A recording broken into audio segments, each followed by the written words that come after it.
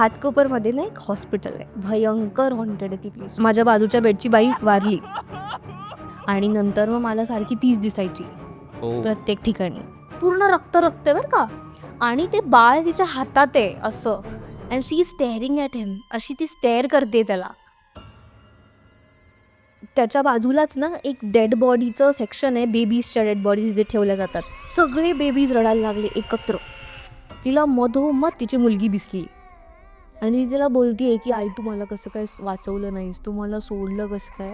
Literally म्हातारी जशी बोलते, 82 इयर्स वर समथिंग अशी जी म्हातारी बाई बोलते, त्या व्हॉइसच्या टोनमध्ये ती बोलते माझ्या पशाला बोलवा.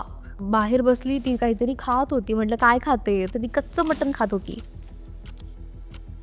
ओरडतीये जोरात जोरात, किंचाळतीये मैं मार डालूंगी तुमको, तुमने मेरा जगह छीन लिया है, ये मेरा घर है, यहाँ से निकलो तुम लोग. अचानक ती उठली आणि तिने तिच्या सासूचा गळा आवळला इन फ्रंट ऑफ एव्हरीवन.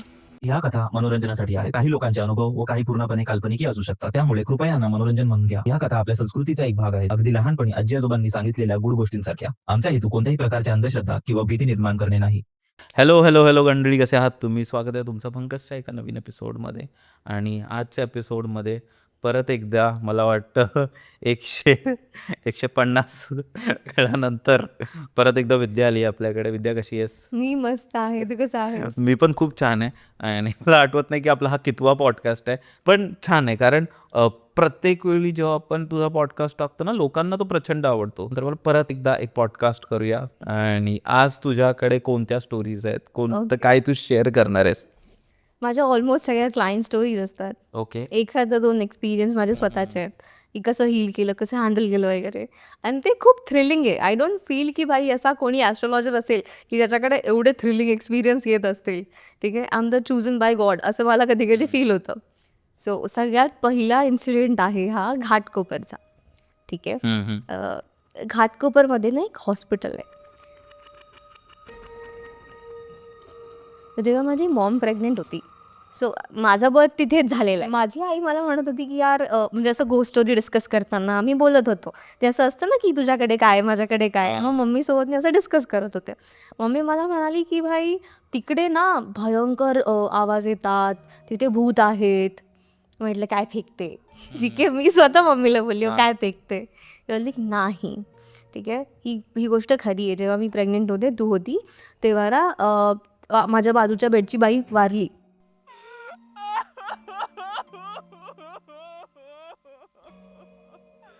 आणि नंतर मग मला सारखी तीच दिसायची प्रत्येक ठिकाणी. आणि रात्री काय व्हायचं, जर मी वॉक करायला गेले तर मला आवाज यायचे टेरेसवरून. म्हटलं बाई ठीक आहे ठीक आहे, गोष्टी म्हटलं ठीक आहे जाऊ दे. त्याच्यानंतर माझ्या घरात एक मेड आली. ठीक आहे, आणि शी इज लाईक की शी इज 43 इयर्स ओल्ड. सो तिचा बॉयफ्रेंडही आहे जो त्या हॉस्पिटलमध्ये डेड बॉडीज वगैरे घेऊन जातो. ॲम्ब्युलन्स ड्रायव्हर आहे तो. ठीक आहे. सो ह्या लोकांचं काय सीन आहे की ह्या लोकांना घर नव्हतं पहिले, जेव्हा ती माझ्याकडे यायच्या आधी तिला घर नव्हतं. सो ती काय करायची, तिच्या बॉयफ्रेंडसोबत हॉस्पिटलमध्ये राहायची. आणि पेशंट वगैरे असतात वॉर्ड्समध्ये, एवढं काही चेक नाही करत. सो त्यांना सांगायचे, तिचा बॉयफ्रेंड म्हणायचा की हां ये हमारा पेशंट आहे, कोणाला पण रॅन्डम, हा ये हमारा पेशंट आहे. त्या माणसाला बाहेरून आणून कॉटन आहे तर काहीतरी सप्लाय करायचे आणि ते थांबून जायचे. रात्रभर तिथेच झोपायचे त्याच्या नावाखाली. ठीक आहे, बिकॉज त्यांना घर नव्हतं. बरोबर. सो त्या बाईची तिला नवरा नाही आहे. ठीक आहे, म्हणून तिचा बॉयफ्रेंड आहे. सो आणि ना तिच्या मुलीचं लग्न झालं नंतर आणि तिची मुलगी प्रेग्नेंट राहिली. आता त्यांच्याकडे पैसे नाही तर मग ते त्या हॉस्पिटलमध्येच गेले. ठीक आहे. सो तिथे गेल्यानंतर काय झालं की तिची मुलगी डिलिव्हरी वगैरे झाली. त्याच्यानंतर तिला ट्विन्स राहिल्या ॲक्च्युली. एक बेबी तिने चांगलं नॉर्मल डिलिव्हरी झाली तिची. सेकंड बेबी करताना तिला खूप प्रॉब्लेम आला. त्याच्यानंतर तिने काय केलं की बाई डॉक्टरांनी सांगितलं एवढे पैसे भरा, प्रायव्हेट क्लिनिकमध्ये घेऊन जा, पण नाही जमलं तिला. तर तिने खूप रिक्वेस्ट केली आणि तिथेच डिलिव्हरी करायला लावली. अशातच तिची मुलगी वारली त्या हॉस्पिटलमध्ये. बेबी पण पोटातच गेला. ठीक आहे, सो बेबी तर पोटातच वारला तिच्या. त्याच्यानंतर मग ती बाई खूप रडली वगैरे. मग आता तिला असं झालं की बाई मी काय करू, है ना. सो ती जी डेड बॉडी होती तिचा बॉयफ्रेंड ॲम्ब्युलन्समधून घेऊन जात होता घरी. पोचवतात ना. सो डेड बॉडी उचलली, जे काय असेल प्रोसेस डॉक्टरनी करून दिलं. ते लाईक की हां तुम्ही आता डेड बॉडी घेऊन जाऊ शकता आणि हे करू शकता तुम्ही. घेऊन गेला. रस्त्यातच जाताना घाटकोपरमध्येच रस्त्याने जाताना तिथून जाताना रस्त्यातच त्याची गाडी बंद पडली, हायवेलाच. तो उतरला खाली, आजूबाजूला कोणच नाही, फक्त डेड बॉडी आणि तो. ठीक आहे. सो तो आला तर त्याला दिसलं की टायर पंक्चर झालं आहे. त्याने ते चेंज वगैरे केलं, पण त्याच्याकडे काही नव्हतं, तर त्यामुळे ते झालं नाही. मग त्याने फोन वगैरे केला की मेकॅनिक कोणी अवेलेबल असेल का, असं तसं. तर त्याचं लक्ष ना सर त्या खिडकीमध्ये गेलं, ती ॲम्ब्युलन्सच्या खिडकीवर गेलं. तर तिथे ना कोणीतरी नॉक करत होतं.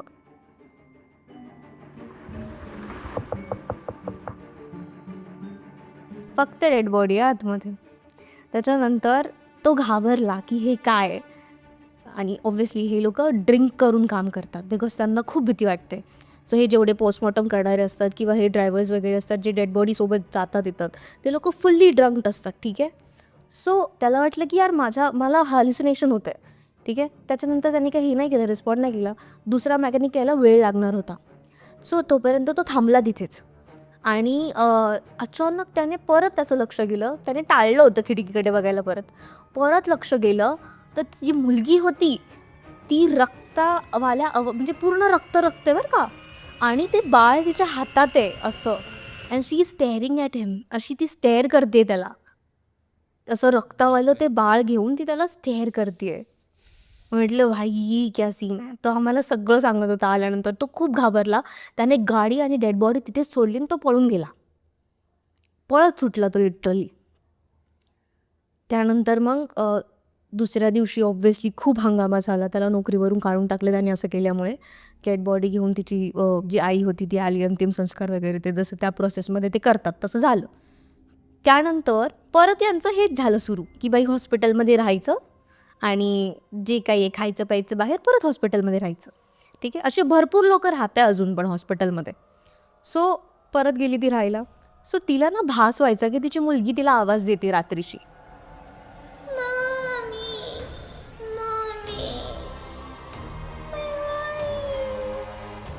सो ती घाबरली 2-3 वेळा की काय सीन आहे. नंतर एका अमावास्येची रात्र होती.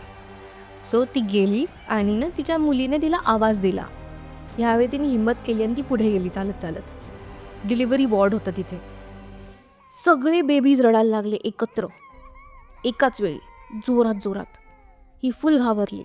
तिला मधोमध तिची मुलगी दिसली आणि ती तिला बोलतीये की आई तू मला कसं काय वाचवलं नाहीस, तू मला सोडलं कसं काय, बघ ना माझं बाळ रडतंय, ते मला म्हणतंय की त्याला यायचंय, मी केली माझी डिलिव्हरी स्वतःच. आणि अचानक काय माहिती सो ब्लॅकआउट झालं ती मुलगी. आणि नंतर ती पोरगी सेम कंडिशन, ते बाळ असं रक्ताने माखलेलं आहे, तिचं पूर्ण आतड्या वगैरे फाटलेलं आहे, सगळं रक्त पडत आहे सगळीकडून, तिचा चेहरा एकदम विचित्र झाला आहे आणि ती ते रक्तवालं बाळ घेऊन उभी आहे की प्लीज याला कसं तरी वाचव. आणि ती बाई बेशुद्ध झाली. आणि त्याच्यानंतर मग ती तिच्या बॉयफ्रेंडला बोलली की इथे नाही राहू शकत आपण आता, कारण की मला सतत भास होत आहेत. त्यानंतर तरी त्यांना जागा नाही मिळत, भाडं जास्त आहे मुंबईमध्ये, रेंट जास्त आहे.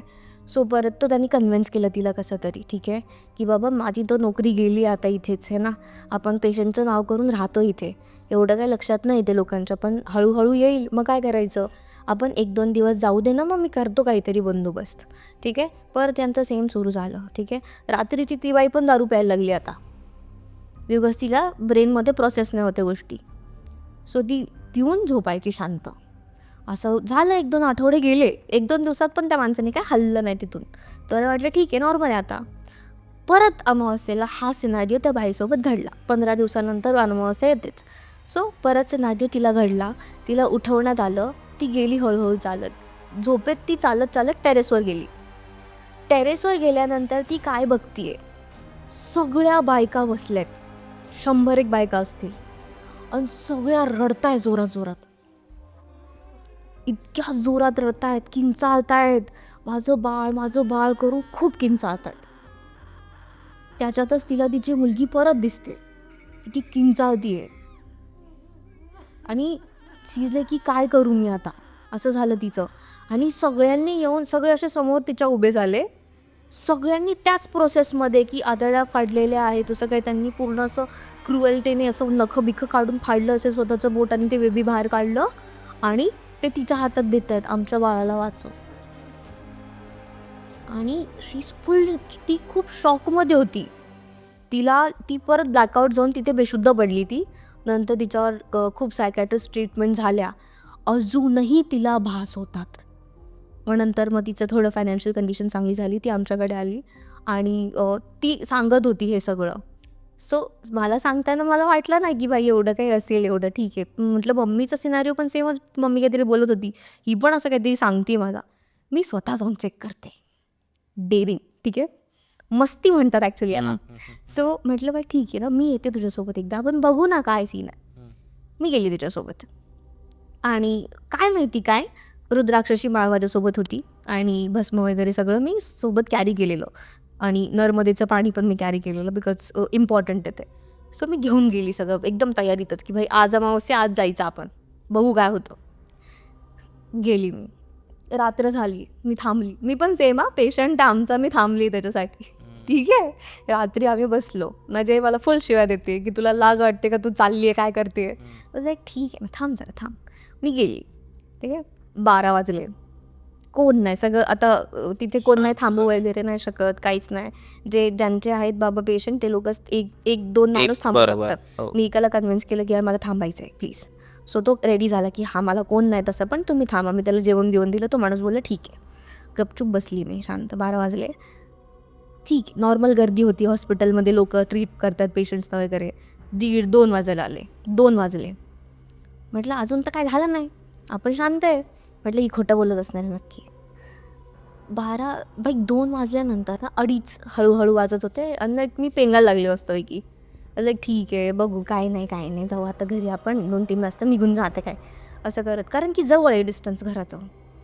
मग मी निघायला लागले होते की भाई मी आता उठली आणि निघते. म्हटलं काय नाही होते, मी चालली का आता, तू चल माझ्यासोबत घरी चल. तेवढं आम्हाला जोरात किंचाळी ऐकू आली की कोणतरी खूप जोरात ओरडलं. म्हटलं कुठून आला आवाज नक्की. अगेन द सेम थिंग की भाई ते बेबीवालं जे सेक्शन आहे, डिलिव्हरी रूम, तिथून आवाज ऐकू आले जोरात किंचाळायचे. आम्ही गेलो बघायला काय झालं. आणि जे त्याच्या बाजूलाच ना एक डेड बॉडीचं सेक्शन आहे, बेबीजच्या डेड बॉडीज जे ठेवल्या जातात पुरायच्या आधी. सो आवाज इकडून नव्हता आला, आवाज तिथून येत होता. म्हटलं हे भाई इथे मेलेले लोक आहेत, म्हणजे बेबीज आहेत ते, तिथून कसं काय किंचाळ्याचा आवाज येऊ शकतो. आम्ही मध्ये गेलो, पूर्ण रूम तो साऊंडप्रूफ असतो तसं, पण गेल्यानंतर सगळे दिसलं आम्हाला की बाबा छोट्या मुलांच्या डेड बॉडीज ना ब्लू वगैरे झाल्यात, लिटरली त्यांना तसं ठेवलेलं आहे. कोणाचं तर पॅरेंट्स पण नाही माहिती, कोणाचे आईवडील मेलेत, असेच पोरं पडलेले आहेत, अंतिम संस्कार करायला कोण नाही तिथे. सो आणि अचानक काय झालं, एक बाळ उभं राहिलं रे क्रिबमध्ये, ते उभं राहिलं आणि ते डेड आहे हे आम्हाला माहिती आहे. मग मला असं वाटलं की यार त्याचं आत्ताच झालं असेल, लोकांना कन्फ्युजन झालं असेल म्हणून ते हे असेल. पण माझं हे नाही पेटलं डोक्यात की तो न्यू बॉर्न बेबी उभा कसा राहू शकतो. मी एकदम तिला बोलली अगं नाही, डॉक्टरला सांग असं करत. आणि अचानक ते उभं राहिलं, धडकून खाली पडलं. मग मला हे झालं, मी घाबरली. म्हटलं भाई कुछ तो गडबड आहे अभी. आणि त्याच्यानंतर आम्ही बाहेर आलो. म्हटलं आता नाही जायचं आतमध्ये, मला बाहेरचं. मी जप चालू केलं एकदम, जय श्रीराम काय करत, आणि लगे हनुमान चालीसा वगैरे लावलं आम्ही. त्याच्यानंतर बाहेर आलो आणि जो कॉरिडोर आहे ना तिथे रक्त पडलंय थोडं असं रक्त थेंब पडलं, जसं काही कोणी आता इथून काहीतरी घेऊन गेलं आणि रक्त पडलं टाईप्स. आणि मग म्हटलं हे काय आता नवीन. म्हटलं मग टेरेसवर चलतो आता, मे बी हे टेरेसवरच जात आहे. आणि गेलो तर ते ब्लड स्टेन टेरेसवरपर्यंत जात होते. आम्ही गेलो वरती, कोण नव्हतं, पूर्ण सायलेंट. ठीक आहे, मग मी शांतपणे बसली. म्हटलं बाई ठीक आहे आता घरी जाते मी, मला नाही राहायचं इथे. ती बोलली ठीक आहे, काही झालं नाही. आणि आम्ही फक्त असं फिरलो रे, कोपऱ्यात 2-3 बायका एकत्र लाईनीमध्ये दिसल्या. त्यांची परछाई दिसत होती, त्यांचा फेस नव्हता दिसत. ठीक आहे, आणि त्या आमच्याकडे येत आहेत हळूहळू चालत, आवाज काढत, एकदम विचित्र आवाज, कुत्रा कसा विवळतो तसे आवाज. ठीक आहे, आणि खाली बिल्डिंगच्या कुत्रे भुकतायत जोरात. आता पण बघताय. आता मग भुगतायत ॲक्च्युली. सो तिथे जोरात आणि मला माहिती आहे की बाई कोणतरी मुकायला लागले म्हणजे इट्स अ साईन. त्यांना दिसतं त्यांना दिसतं, त्यांना सेन्स होतं एनर्जी वगैरे. मी माळ काढली वगैरे, नर्मदेचं पाणी माझ्या हातात होतं, पॉकेटमध्ये काढलं, असं हातात घेतलं आणि मी मंत्र म्हणायला चालू केलं तिथं बगलामुखी एकदम हे. सो त्याच्यानंतर त्यांचा आवाज थांबला 2 मिनटं. मग मी थांबली परत आणि 2 मिनटाचं फक्त मी असं ब्लिंक केलं रे आईज. त्या माझ्या इथपर्यंत मी बघितलंय. ती कोण होती काय होती मला माहीत नाही, पण तिचा फेस खूप स्केरी होता. म्हणजे तिचे डोळेच नाही आहेत, पूर्ण खोबण्याखाली आहेत, फेसवर बर्न मार्क्स आहेत, केस आहेत, उडत आहेत तिचे केस, ठीक आहे. आणि ब्लॅक साडी आहे अशी नॉर्मल. आणि ती इथपर्यंत आली आणि ती किंचाळली, तिला दात पण नव्हते. म्हटलं बाई हे अलग ही सीन आहे. मी बेशुद्ध होणार होते डायरेक्टली. म्हटलं अब तो कुछ तो करना पडेगा. मग त्याच्यानंतर मी शांतपणे बसली, तरी तिथे बसून घेतलं मी डायरेक्ट. बिंचाळून झालं, ओरडून झालं, माझं सगळं करून झालं, बिकॉज भीती वाटणारच एवढं सगळं झाल्यानंतर. सो ते बाईने मला सावरलं. तरी तिला तिची मुलगी परत दिसली त्या प्रोसेसमध्येच. त्या बायका इथं एक माझ्याशी डील करते, एक तिच्याशी डील करते.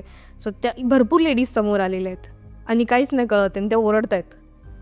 आणि त्याच्यानंतर तिची मुलगी आली, ती बोलली आम्हाला इथून मुक्तता पाहिजे. आम्ही मुक्त नाही झालो इथून ना, काही आमचं बेबीजला काही झालं आहे किंवा आम्हाला मुक्ती पाहिजे, आमच्या इच्छा राहून गेलेल्या आहेत काय, असं तिला ती बोलली, ठीक आहे. त्याच्यानंतर मग आम्ही घरी आलो. हे सगळं झाल्यानंतर मी बेशुद्ध पडली शेवटी, ठीक आहे. माझ्याने झालंच नाही ते. सो त्याच्यानंतर मग ती मला घरी घेऊन आली ती बाई. मग घरी आल्यानंतर मी शांत बसले, तरी मला भास व्हायचे की माझ्या आजूबाजूला कोणीतरी आहे. तिलाही भास व्हायचे. झोपू नाही शकत आहे मी. रात्री झोपलं मला असं वाटायचं की इथून बाळ चाललंय, इतकं डेंजर. सो फायनली मी परत गेले भाईनलखेडाला. मी हवन बिवन केलं, त्याच्यानंतर ते रिलीफ भेटलं मला.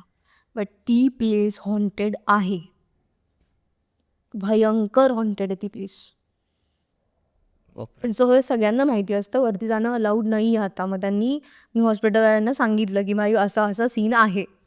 सो मग त्यांनी आता टेरेसच्या इथे रात्री ते लोक जाळ्या मारून ठेवतात की वरती कोणी जाऊ नये म्हणून.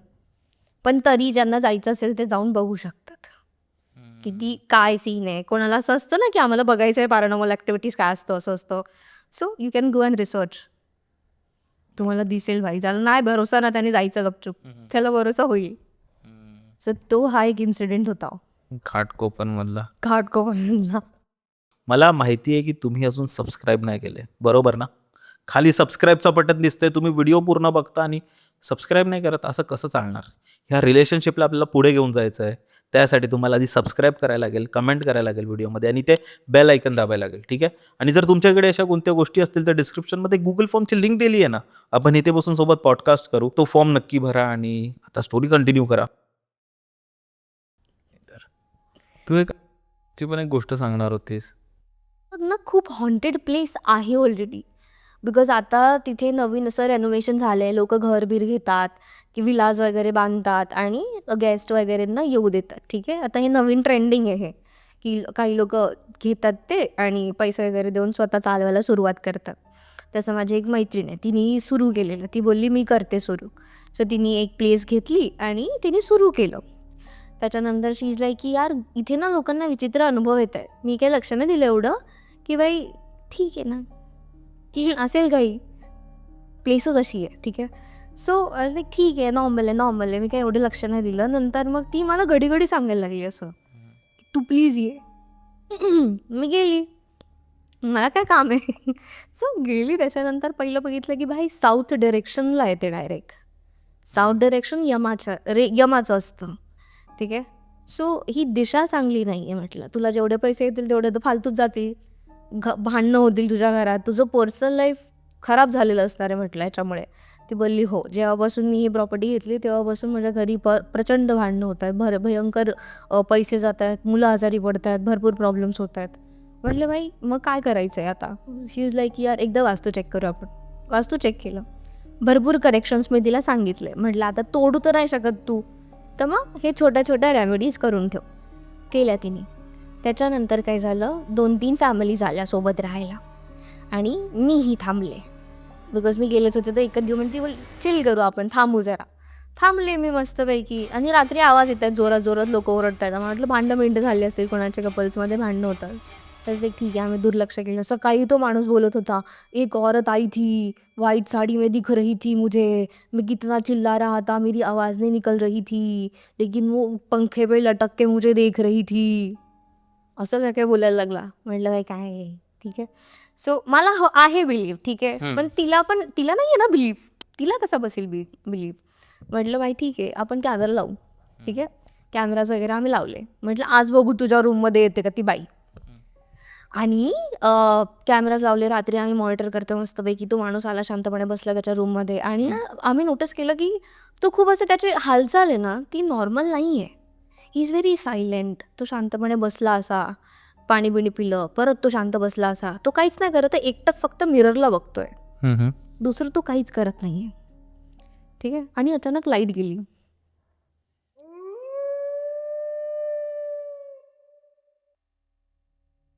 सजले की काही दिसतंय का, आम्ही तरी बघत होतो, मॉनिटर करत होतो. म्हटलं वरती नको जायला, आपण थांबू. आणि फ्रॅक्शन ऑफ सेकंड्सची गोष्ट आहे की असं कोणीतरी मिरर थ्रू पास झाला, म्हणजे समोरून असं कोणीतरी मिररच्या आतमधून इथे गेलं. सो आम्ही परत फास्ट परत ते मागे केलं, खूप स्लो केलं ते. त्याच्यानंतर नीट बघितलं तर खरंच एक बाई जिने सफेद साडी घातली आहे ती असं वाकुल्या दाखवून निघून गेली ब्रो. आणि मग लाईट आली. त्याला आम्ही रूमच्या बाहेर जाऊन बोललो भाई तू खाली चल, आता आपण दुसरीकडे तुझी सोय करू, इथे नको थांबूस तू. मग म्हटलं की भाई इथे नक्की काय झालेलं, तू आधी बॅकग्राऊंड चेक केलं आहेस का, ही प्लेस कसली आहे, ठीक आहे. तू एकदा प्लीज जिथला ओनर होता त्याला विचार, त्याचा ओनर होता त्याला विचार की या जागेवर नक्की काय होतं. बिकॉज एका गेस्टला हे झालं आहे, दुसऱ्या गेस्टला पण सेम अनुभव येत आहेत. तिसऱ्या गेस्ट ते लोक बाहेर फिरायला गेलेत, बाथटब बंद करून गेलेत, नळ वगैरे सगळं. बाथटबमधून पाणी फ्लो होऊन खाली पडतंय, तो घरात आल्यानंतर सगळं पाणी पाणी पाणी, असावाला सिनारिओज होत होते भयंकर. सो म्हटलं भाई आपण चेक करू. आणि त्याच्यातच आमची एक मैत्रीण आली परत तिथे राहायला, एकटी आलेली, सोलो ट्रिपवर आलेली ती अलिबागला. मग ठीक आहे, ती राहिली. त्याच्यानंतर हे फक्त 2 दिवसात घडले बरं का एवढ्या सगळ्या गोष्टी. ती थांबली आणि त्याच्यानंतर मग आम्ही चल सोबत आपण जाऊ, हे करू ते करू, ती हिस्ट्री आम्ही काढून आणली. सो त्या ओनरनी सकाळी आम्हाला सांगितलेलं की ही प्लेस जी होती तिथे ना वॉर वगैरेच्या वेळीची गोष्ट येते की तिथे भरपूर लोकांनी आत्महत्या केल्या होत्या, स्वतःला जाळून बिळून घेतलं होतं फॉर द सेल्फ प्रोटेक्शन. त्यांनी असं काही केलं होतं आणि भरपूर लोकांनी तिथे जीव दिले. तिथे बावडी होती, ती बावडी बुजवली आम्ही. त्याच्यात बायकांनी जीव दिलेले आहेत, लोकांनी जीव दिलेले आहेत, कोणी आत्महत्या केलेल्या आहेत. आणि ते बुजवून आम्ही त्याच्यावर ही प्रॉपर्टी बांधलेली आहे. तो एक पोर्शन आहे की तिथे हे सगळं होतं, म्हणजे आम्ही ते पूर्णच हे केलेलं आहे सगळं. म्हटलं तुम्ही काही पूजा बिजा केली होती का आधी, ते नाही आम्ही काहीच नाही केलं आहे, नॉट इवन आम्ही वास्तुशांती केली आहे, काहीच नाही. म्हटलं ठीक आहे. सो माझी मैत्रीण आलेली, म्हणजे आमची कॉमन फ्रेंड. सो तिला ना फोटोग्राफ आपण लावतो वगैरे, तर तिला ना भास व्हायला लागले की फोटो हलतोय. म्हटलं गपरे नशे करतेस तू, म्हटलं. सो की नाही ते हलतोय. म्हटलं बाई ठीक आहे चल, ही मंद झाली म्हटलं आता. सो गेस्टना सगळ्यांना काढून टाकलेलं. आम्ही 3च लोक होतो त्या प्रॉपर्टीमध्ये. सगळ्या लोकांना पैसे देऊन रिटर्न पाठवून दिलं आम्ही, बिकॉज रिस्क नव्हती घ्यायची. ती थांबली आणि रात्र झाली आणि ती ना अचानक विचित्र वागायला लागली. म्हणजे एखादी अशी 5-6 वर्षाची मुलगी कशी असते, चंचल टाईप्स, असं बोबडं बोलणं, थोडंसं असं आणि काही करणं. फ्रीजमधून बाहेर बसली ती, काहीतरी खात होती. म्हटलं काय खाते, तर ती कच्चं मटण खात होती. म्हटलं हे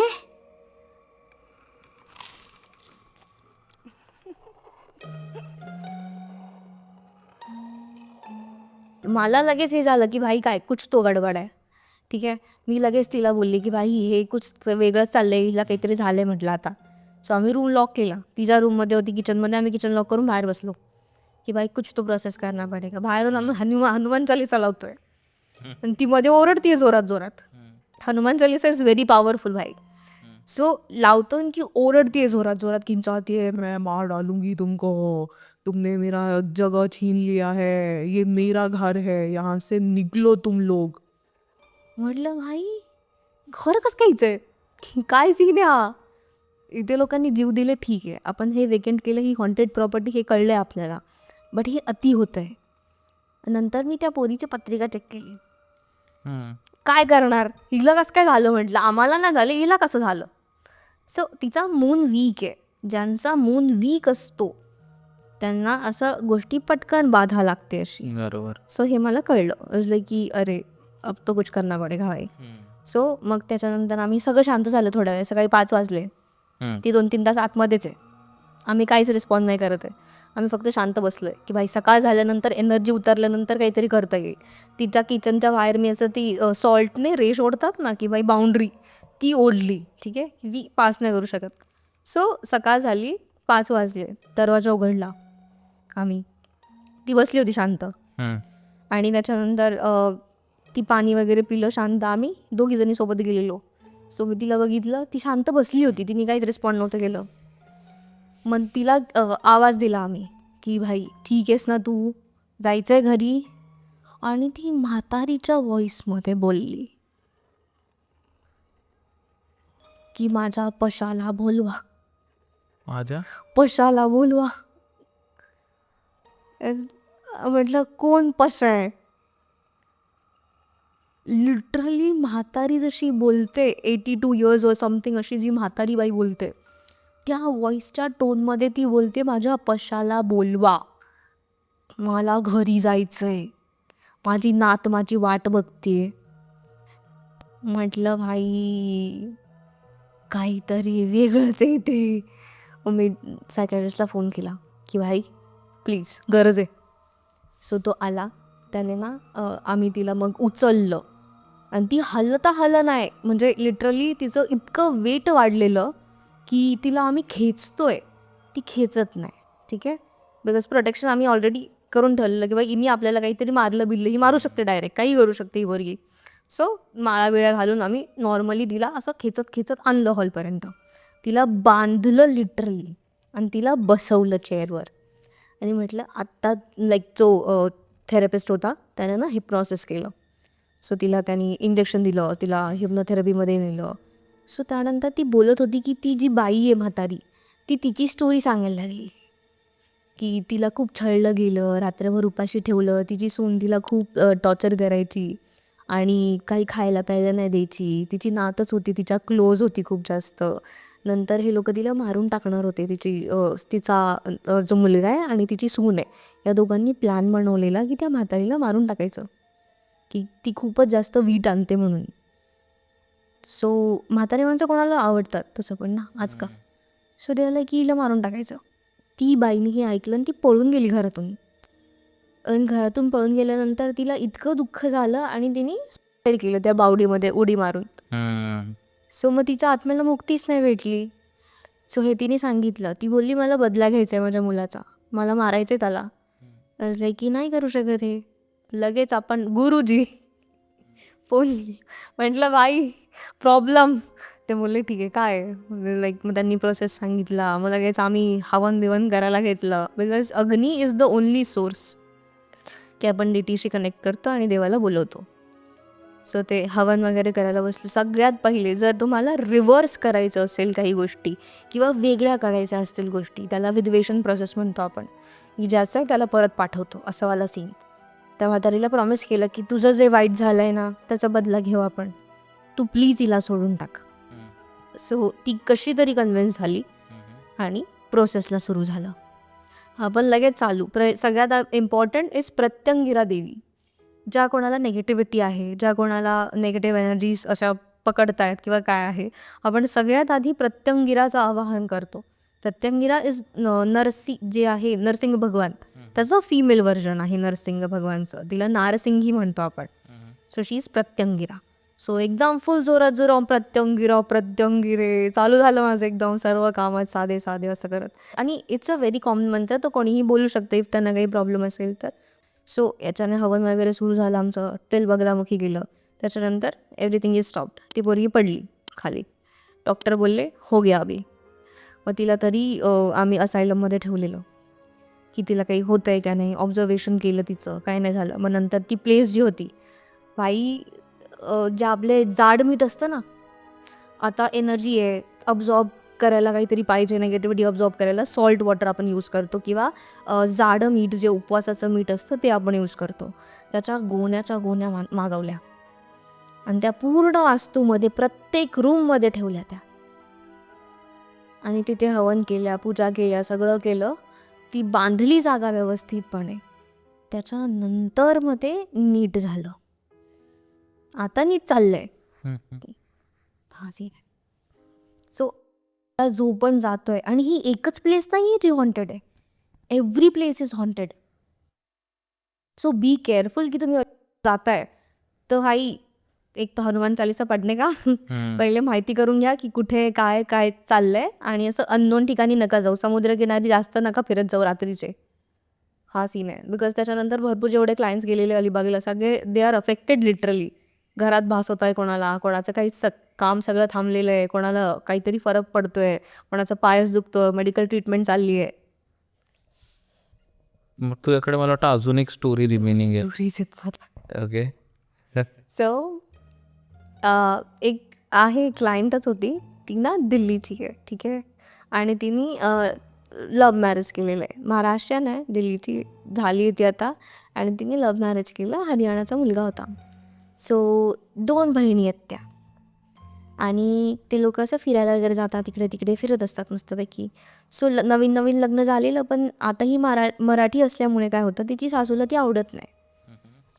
ती बोलते की बाबा ही पोरगी आम्हाला नको आहे, आम्हाला आमच्या कम्युनिटीची मुलगी जर राहिली असती तर तिने सगळं घर वगैरे सांभाळून घेतलं असतं, सगळं छान ठेवलं असतं. सो हिला ते लोक असं चांगलं ट्रीट नव्हते करत. आणि मग ही काय करायची, घरी सांगायची प्रत्येक गोष्ट अच्छा. की मला ना असं होतंय, मला ना काय करायचं. तिच्या आई बोल तू केलं, आमचा काय संबंध, तुला कोण सांगितलं होतं लग्न करायला, आम्ही करून दिलं आता लग्न तुझं. आमची पळून पळून गेली असती, मग घरचे टॉर्चर एकदम करायला लागले तिला. सो आता काय करणार ती बिचारी.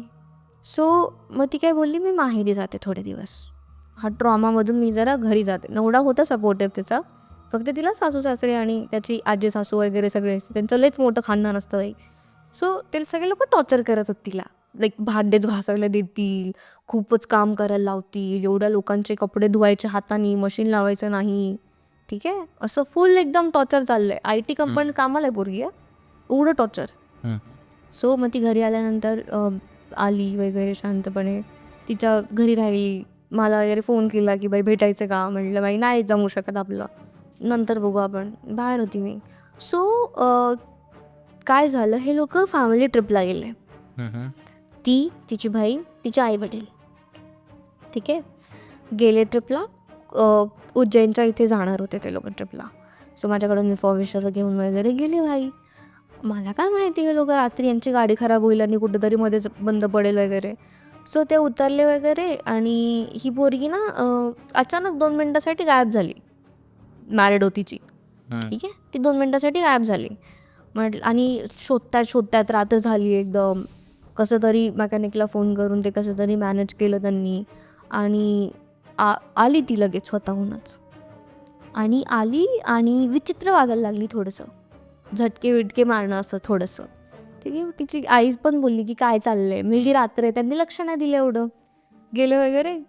उज्जैनला पोचल्यानंतर मंदिरात गेलीच नाही ती.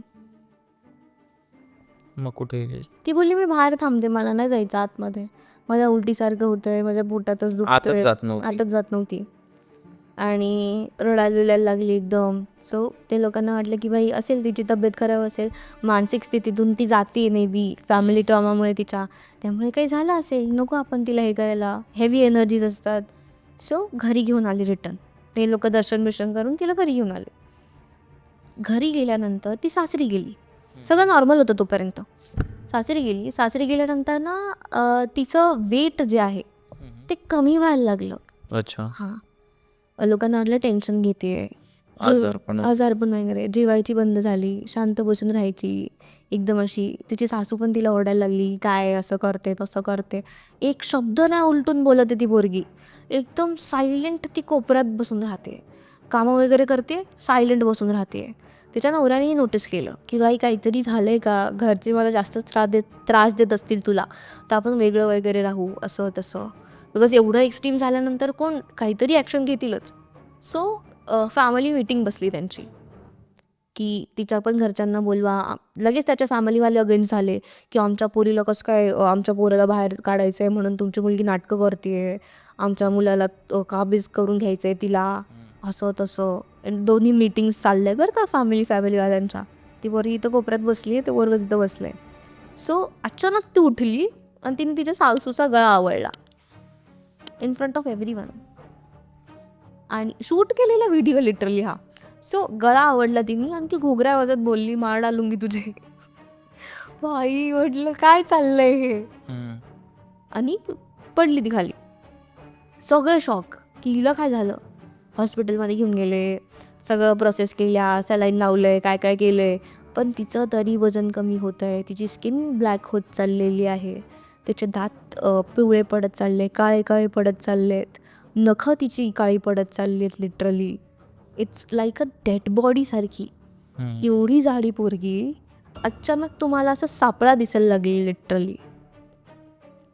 सो त्यांचा गुरुजींना फोन आलेला माझ्या की अब क्या करना है, बिकॉज माझ्या थ्रूच ते उज्जैनला गेलेले. त्याच्यानंतर असं सगळं झालं. त्यांनी विचारलं की आम्हाला वेगळा काहीतरी वाटतंय, बिकॉज तिचं वागणं वेगळं आहे आणि तिचं आतून पोखरली जाते मे बी ती.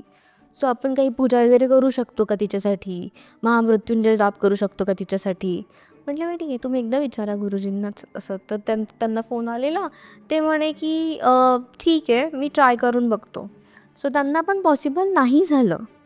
आणि मग ती केस ना दुसऱ्यांना मी सांगितली, दुसऱ्या एका व्यक्तीला की बाबा असं काहीतरी प्रॉब्लेम आहे, एकदा तू बघ ना. त्याच्यानंतर जेव्हा तिला नेलं गेलं, त्यांनी सांगितलं की मला ती माझ्यासमोर पाहिजे.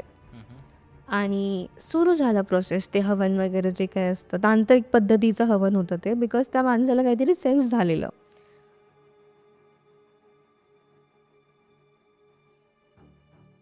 सो अचानकपणे ना ती उठून बसली. इन लाईक बिटवीन यज्ञ चालू आहे, ती उठून बसते आणि ती बोलते, कशाला करतोयस तू हे सगळं, मी नाही सोडणार हिला. बापरे. म्हटलं हे मी कोपऱ्यात. देवला की अरे मी नाही सोडणार तिला, काय गरज नाही तिला सोडायची, कशाला आली ती आमच्याकडे, ती छान दिसते, मला पाहिजे ती, मला नाही माहिती पण मी सोडणारच नाही तिला. ठीक आहे, ते झालं. त्याच्यानंतर मग परत बेशुद्ध पडली. परत त्याचं आहुती देणं चालू होतं सगळं. त्याने काय मारलं बिरलं तिच्यावर, पाणी बिनी फेकतो आपण, ते सगळं केलं. त्याच्यानंतर परत उठली. मी पण नाही सोडणार तिला. दिस इज द सेकंड व्हॉइस. पहिला व्हॉइस डिफरंट होता, हा व्हॉइस डिफरंट होता की मी पण नाही सोडणार तिला, मला ती खूप आवडली आहे. लाईक ठीक आहे, हे काय चाललं, मे बी तिला भूतबाधा झाली, काहीतरी झालं आहे. सो परत चालू केलं एकदम सगळं प्रोसेस चालू आहे. बाई 1.5 तास झालेलं आहे त्या प्रोसेसमध्ये. ती पोरगी बेशुद्धच आहे अजून. सो तिसरा प्रहर चालू झाला. तिसरा म्हणजे 4 प्रहरची पूजा असते ती टोटल. तिसरा प्रहर सुरू झाला आणि अचानक परत ती उठली आणि ती नाचायला लागली, डान्स करायला लागली. म्हणजे विचित्र पद्धतीने असं डान्स करतो आपण तसा वाला. म्हणलं ही काय होते, झटके बिटके मारते असे काहीतरी वेगळेच, बॉडी वाकडी तिकडी करते ती लिटरली एकदम अशी, जसं काही खूपच एनर्जी आहे हिच्यामध्ये. सो नंतरचा माणूस बोलला, हो गया मेरा, मैं नहीं छोड़ने वाला इसको अभी. म्हटलं दिस इज द थर्ड वॉइस. ये 3 लोगों का वॉइस एक इसमें से कैसे आ रहा. सो आम्ही सगळे शॉक. जो पूजा करतो तो माणूस शॉक, काय चाललंय हे. सो त्याने तो बसला शांतपणे. नंतर तिसऱ्या प्रहरानंतर जो शेवटचा प्रहर सुरू होतो तेव्हा त्याने विचारलं की प्रत्येकाची डिमांड काय. त्याने आम्हाला सांगितलं. ती बेशुद्ध अवस्थेत परत गेली. त्याच्यानंतर त्याने आम्हाला सांगितलं की 3 लोक आहेत टोटल, आणि हे तिघं तिला मेंटली टॉर्चर करतायत, प्लस तिचा होतोय कंटिन्युअसली. त्यामुळे तिची बॉडी अशी वीक होत चालली आहे आणि ते तिला मरेपर्यंत नाही सोडणार. सो तुम्हाला, आणि ते रिव्हर्स नाही जात आहेत, सो तुम्हाला काहीतरी करावं लागणार आहे. सो त्यांना डिमांड विचारली त्यांची की तुमची डिमांड काय वगैरे वगैरे. सो ते घोगऱ्या आवाजात परत तिच्या बॉडीतून बोलत आहेत की आम्ही नाही सोडणार हिला, आम्हाला पाहिजे ही, आम्ही अजिबातच नाही सोडणार, तेव्हा मला काही पण द्या, पण आम्हाला ही पोरगी खूप आवडली आहे. जर तुम्हाला काय करायचं असेल तर हिच्या बदल्यात आम्हाला एखादी मुलगी अवेलेबल करा, मगच आम्ही हिला सोडू. बापरे. Clear demand. तुम्ही काही करा, आम्ही जाणार नाही. हम्म. सो खूप विचित्र होतं ते पिशाच्च होते ते सगळे. द्यायला की मुक्ती पण नाही मिळू शकत, बिकॉज ते अडकले, त्यांच्या बॉडीज नाही आहेत आपल्याकडे, काहीच नाही आहे आपल्याकडे. So end of the day हे सगळं प्रोसेस झाले, खूप पूजा केल्या आम्ही, ठीक आहे. एंड ऑफ द डे असं झालं की ते जातच नव्हते. 2 लोक कसे तरी काढले, ठीक आहे, त्या प्रोसेस करून करून. सो त्यांच्या फॅमिली थ्रू कॉन्टॅक्ट करून इकडे तिकडे जाऊन त्यांच्या घरचे आले, ते समोर माफी मागतायत की भाई तू प्लीज त्या मुलीला सोडून दे, असं करत. तिसऱ्याचं कोणच नव्हतं फॅमिलीमध्ये, तो सोडायलाच रेडी नव्हता तिला. सो काय झालं की त्याचं तेच होतं की भाई मलाही पाहिजे, तुला काय करायचं कर. नवरा बिवरा गायब, पोरीचा कोण नाही, तिच्या गरजेत सफर करतायत. शेवटी असं झालं की तिला सोडतो, पण दुसरी मुलगी आम्हाला द्या. आणि ती डिमांड ऐकली. ती मुलगी स्वतः बोलली की मला नाही राहायचं आहे, मी जाते, तुम्ही हिला घेऊन जा. तिची बहीण जी होती बापरे. की दीदीला सोडा, मी जाते. आम्ही फुल शॉकमध्ये की हे कसं करणार आता, काय प्रोसेस आहे, ती जगेल का मरेल हेच नाही माहिती आहे. पण जरी ती मेली तरी आत्मा तिचा बंदिस्त राहणार आहे, मग काय करणार. सो मग हिला सांगितलं की भाई ठीक आहे, तुझी शेवटची इच्छा आहे का ही, तू खरंच शॉर आहे की तुला जायचं आहे. बोलली हा मला जायचं आहे. गेली ती, बहीण गेली. घरच्यांनी सोडलं तिला की जा. नंतर आम्हाला कळलं की त्यांची बायोलॉजिकल डॉटर नव्हती, ती अडॉप्टेड होती, म्हणून देवाला की जा. बापरे. आणि विदिन अ सेकंड ती पोरगी गायब झाली आहे आमच्या डोळ्यासमोर. गायब झाली. गायब झाली म्हणजे जास्त ती आहे. पळून गेली डायरेक्टली. जसं ती बोलली की ठीक आहे मी जाते, तशी ती उठून पळून गेली डायरेक्ट. ती दिसलीच नाही, अजून पण नाही दिसली, त्यानंतर कधीच नाही. कधीच नाही दिसली. बापरे. पण हां, तिची जी फॅमिली आहे दे आर हॅपी. त्यांना काही फरक नाही पडलेला आहे की दुःखच आहे का काय, काहीच नाही त्यांना. हां, ती जी मुलगी होती ती रिकव्हरी झाली आता तिची, पण हां तिचं लग्न वगैरे मोडले तर ती घरात बसून आहे आता, बट तरी काहीच फरक नाही पडत आहे कोणाला. सो असेही सिनॅरिओज आहेत. बापरे. पण थँक्यू सो मच विद्या, खूप भारी स्टोरीज होते. येस.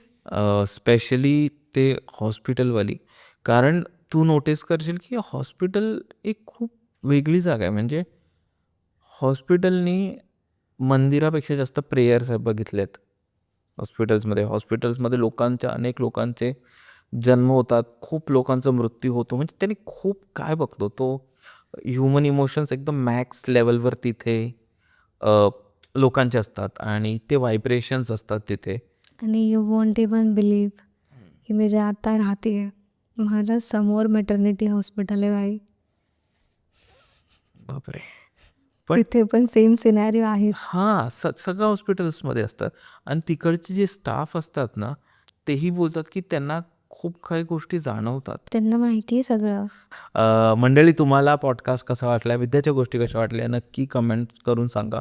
तुम्ही विद्याशी पण कनेक्ट होऊ शकता. तिचे सगळे सोशल मीडिया हँडल्स डिस्क्रिप्शनमध्ये दिले आहेत. जर तुमच्याकडे अशा कोणत्या गोष्टी असतील तर डिस्क्रिप्शनमध्ये गुगल फॉर्मची लिंकसुद्धा असेल, तर नक्की भरा. तुम्ही आपल्या स्पॉटिफायवरही ऐकू शकता. हाईप बटन दाबायला विसरू नका. आणि तुम्ही स्पॉटिफाय, आणि जेही लोक स्पॉटिफायवर ऐकतायत, स्पॉटिफायवरही फॉलो करा. कारण तुम्ही ऐकता पण स्पॉटिफायवर फॉलो, कारण तिथे तो ऑप्शन खूप असं लपलेला असतो, तर ते बघून फॉलो करा, रिव्ह्यू द्या. आणि आपण भेटूया अशाच एका एपिसोडमध्ये. Thank you so much Vidya. Thank you so much. Bye. हां, मजा आली.